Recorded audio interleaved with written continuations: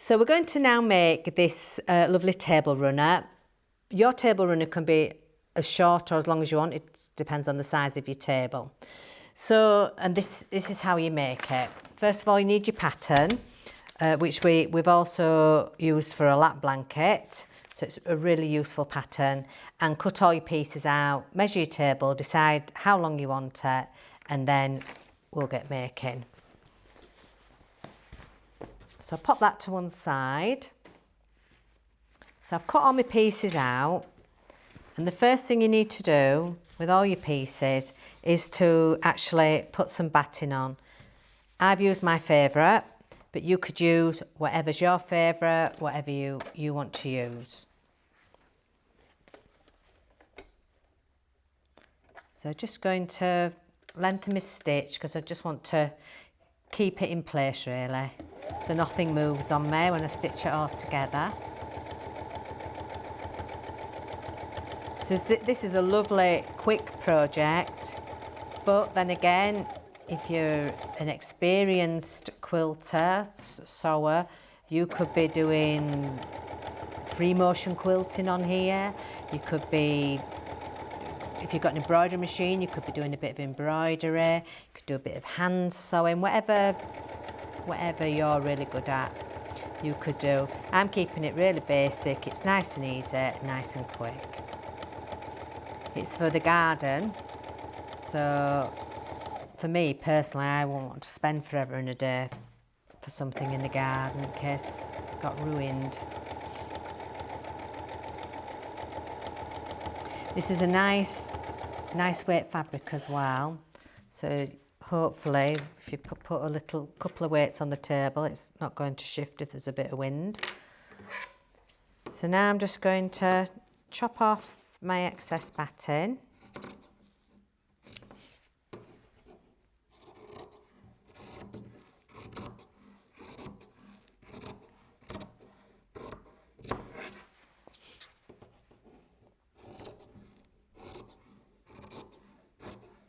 So just the last piece.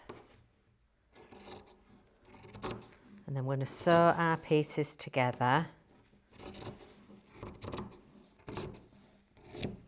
There we are. So we shall start off with the crisscross and just stitching them together. And we're just going to back stitch, tell you for why, because I didn't alter my stitch length, so we should just say that was a reinforcement stitch, and off we go. No need to unpick that because I'm going straight back over it. And then off to the end.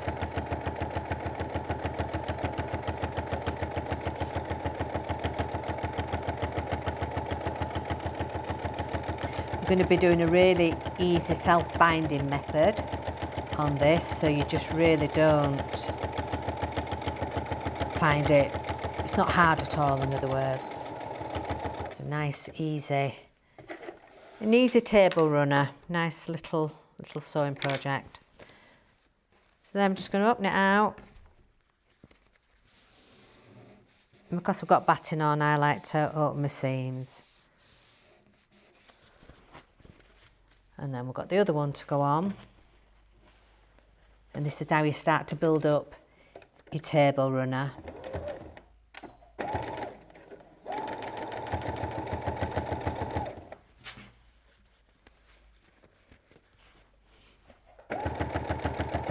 On we go.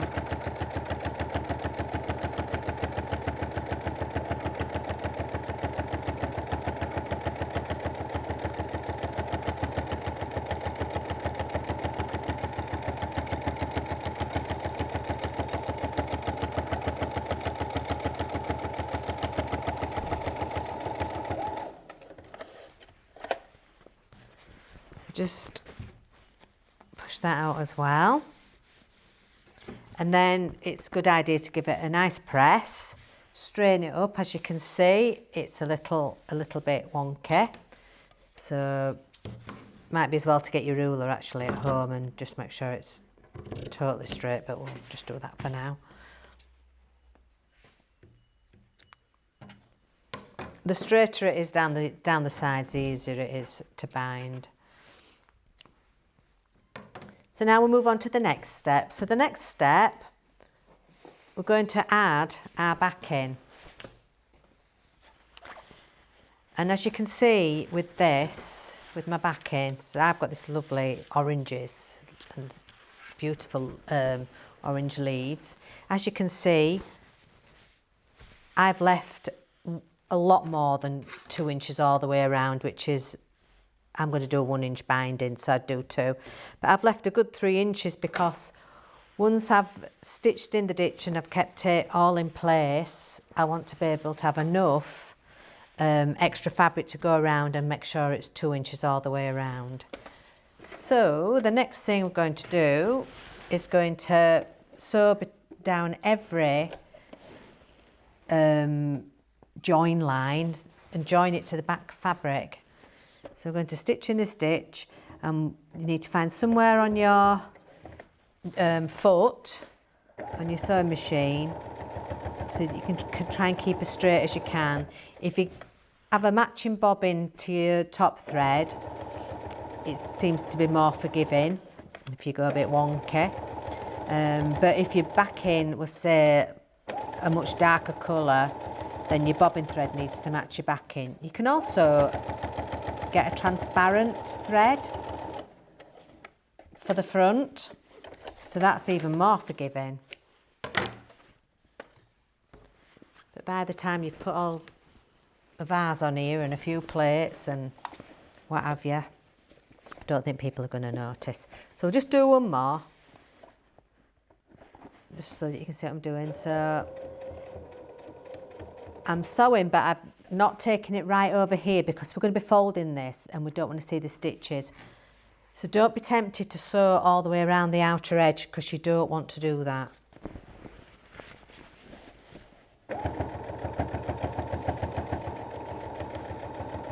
You're only sewing this all between, you know, in the ditch between all the seams, and that keeps it in place when you want to wash it, because this will get washed quite a lot with it being on the table. So there, I've done my second one. So you can see this isn't going to take very long to make. So keep going until we've sewn them all on, and then I'm going to show you so you can see the stitches here that I've done, keeping it all in place, no puckering.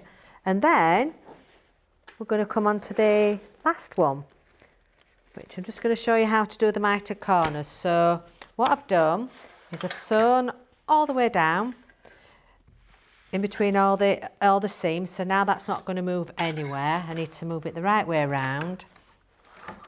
And I took my ruler and I measured 2 inch going all the way around on my binding.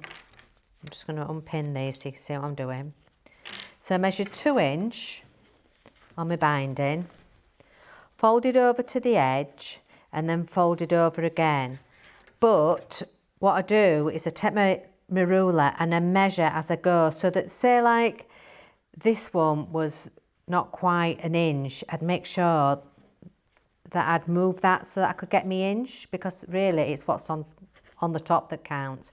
Don't need to worry about underneath because all you're doing is catching your fabric. It's a really easy way of binding. So we're going to now do a mitered corner. So what you do is you've done your first row where you folded it over twice. Then I like to take my ruler and line it up with the edge, and I fold my fabric over like so. So now you can see that I've got like a kind of triangle, and then I'm going to fold it again so that when I fold it over and push it over, I've got my mitered corner. And I don't iron the edges until afterwards so that it's more forgiving if my corners don't quite meet. It doesn't matter, I iron it afterwards. So now it's time to just sew all the way around the binding and we'll be done. And you can make this as long or as wide as you want. You could do 2 widths if you wanted, if you've got a really big table. Or you could just do maybe 3 if you wanted a centerpiece, but also if you did a couple and bound them, you've basically got placemats. So there's so much you can do.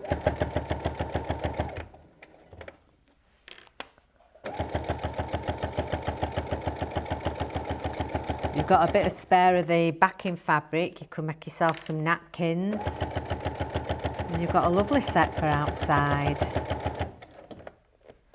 Now we're just coming up to this mitered corner. Just want to make sure it's still sitting where it's supposed to. There we are. I'm going to turn it. Get my clips out of the road. There we are. And off we go again.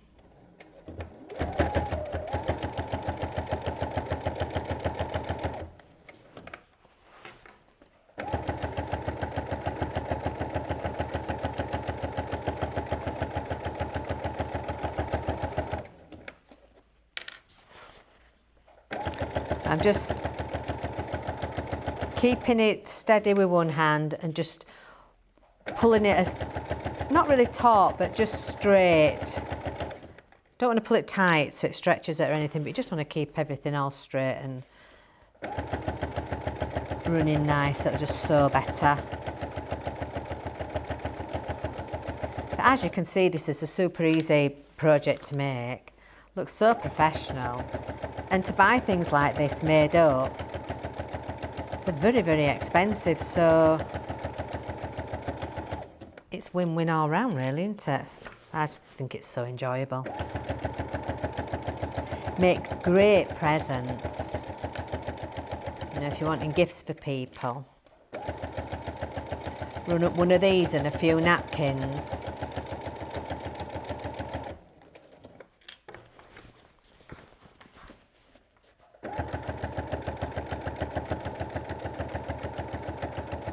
We've just got to keep our fingers crossed now for some really nice weather, haven't we?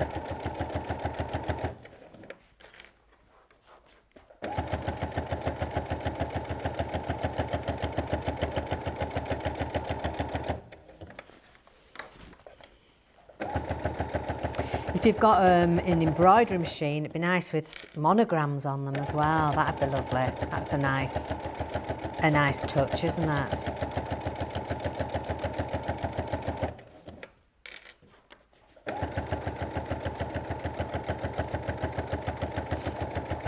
Also, you don't have to do a straight stitch. If you've got a machine that's got, this has got 99 stitches, I believe. If you've got a machine that's got loads of fancy stitches, you could go around the edges with zigzags, or just try different stitches. Instead of going a straight stitch in between the ditch, do a fancy stitch, maybe, like I say, zigzags. That'd be lovely. Just something a bit different. Just play around. So we're on the third one now.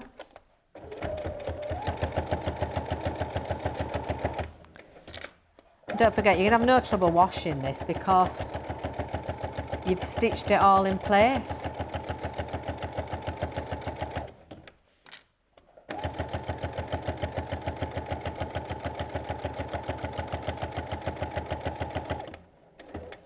I just love the colours on this one. I think they're so fresh. Last one.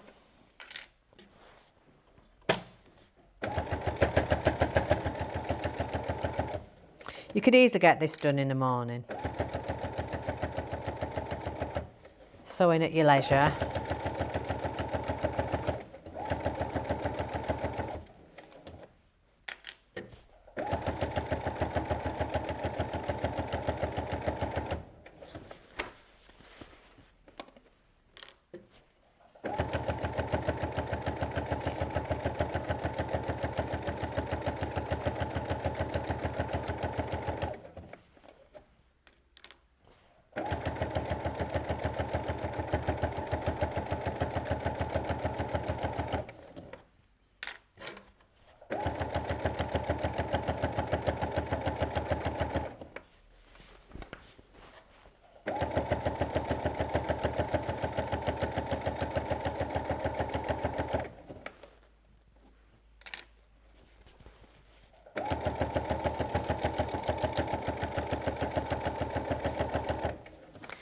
Right, nearly there.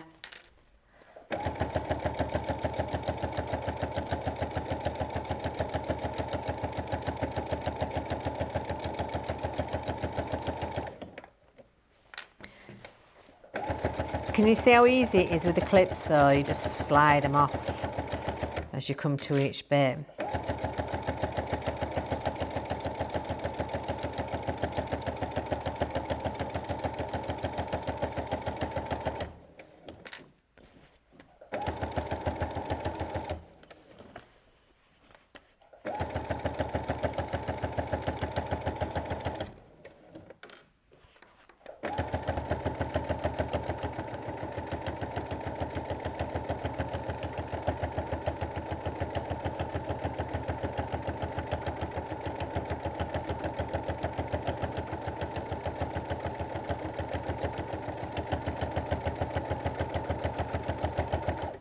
Just watch it's not all going to trail everywhere.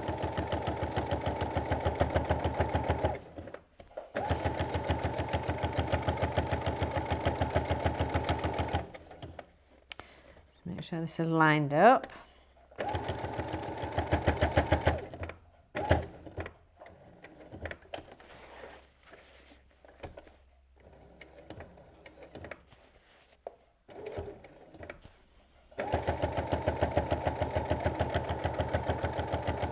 And we're done.